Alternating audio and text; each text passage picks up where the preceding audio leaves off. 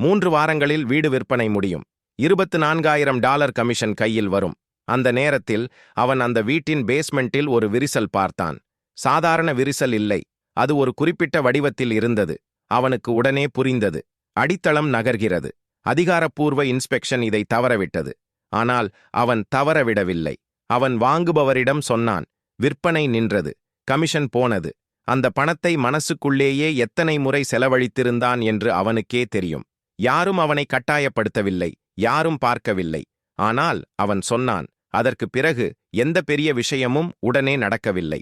ஆனால் 6 மாதங்கள் கழித்து அந்த வாங்குபவர் தன் நண்பரை அவனிடம் அனுப்பினார். அந்த நண்பர் இன்னொருவரை அனுப்பினார். ஒரு சிறிய நேர்மையான முடிவு மெதுவாக ஒரு வாழ்க்கையை கட்டியது. யாரும் அவனை ஒரு நாளும் கேட்கவில்லை. ஏன் சொன்னாய்?